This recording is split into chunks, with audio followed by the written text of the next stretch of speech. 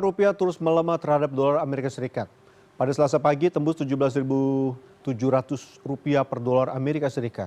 Meski setiap hari masyarakat Indonesia menggunakan rupiah sebagai alat pembayaran, faktanya melemahnya rupiah ini mempunyai efek domino kepada masyarakat.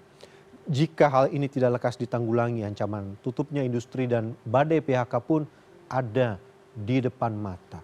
Berikut kita simak laporan khas redaksi.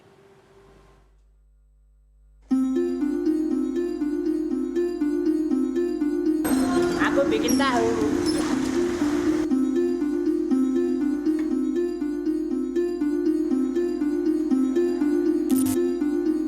Dolar Amerika Serikat perkasa, sementara rupiah keok. Itulah yang terjadi sepekan ini.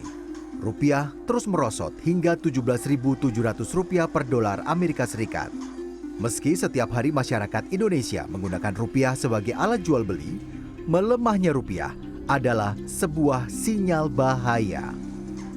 Sinyal bahaya itu adalah kenaikan sejumlah harga barang akibat melonjaknya harga bahan baku yang merupakan barang impor. Sebagian masyarakat pun mengaku merasakan kenaikan harga barang belakangan ini. Karena kita kan masih banyak butuhnya ya, kayak kosmetik, bahan-bahan BBM juga pastinya akan naik kan. Jadi akan berpengaruh banget di kehidupan kita.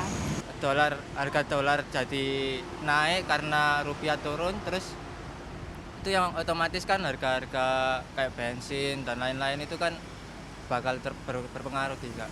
Pasti harga makanan nih naik kan, jadi kita itu jarang bisa makan makanan yang enak kayak gitu. Terus habis itu harga sayuran juga naik.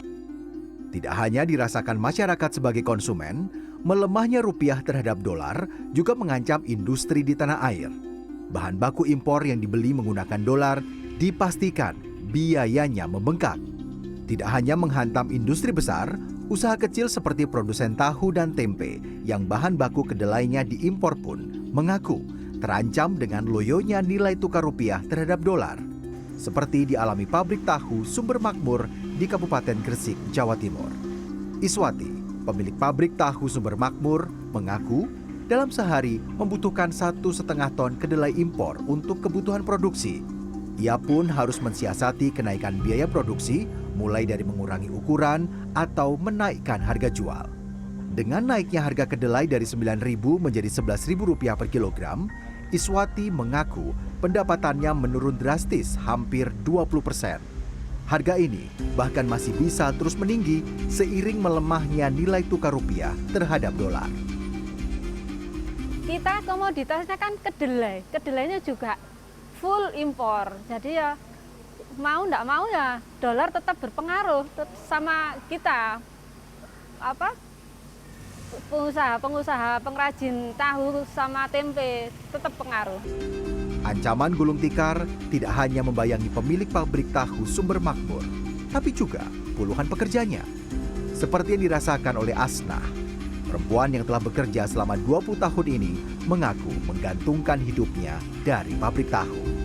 Pendapatan berkurang karena produksi menurun imbas mahalnya harga bahan baku memang menjadi momok bagi pekerja borongan seperti Asnah.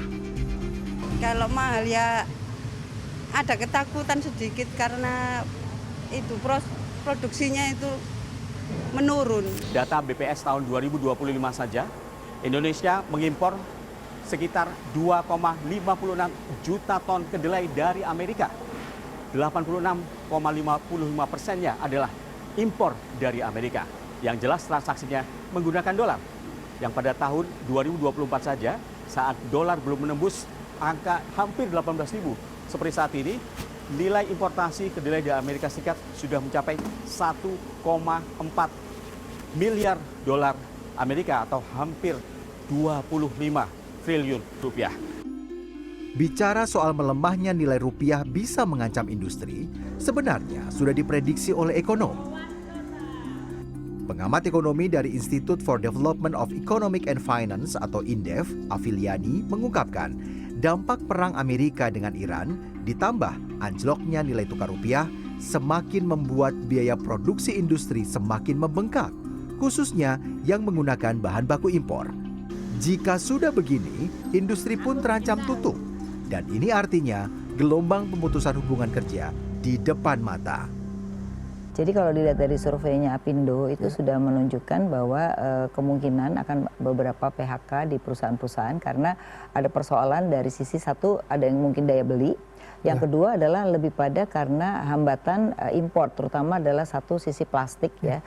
Lalu ada beberapa perusahaan juga sudah menyatakan bahwa kalau bahan bakunya tidak ada, dia juga akan mulai PHK atau merumahkan paling tidak gitu. Nah ini menunjukkan tanda-tanda bahwa ketergantungan impor kita ini mulai mesti dipikirkan bagaimana ke depan itu substitusi impor. Anjloknya rupiah di level 17.000 per dolar Amerika Serikat pernah terjadi pada saat Indonesia mengalami krisis moneter pada tahun 1998. Merespon soal ini, Menteri Keuangan Purbaya Yudi Sadewa menyebut kondisi ekonomi Indonesia saat ini berbeda dengan kondisi tahun 1998 silam. Meski nilai tukar rupiah anjlok di angka lebih dari 17.000 per dolar Amerika Serikat, Menteri Purbaya mengklaim fundamental ekonomi Indonesia saat ini kuat. Tim Liputan CNN Indonesia.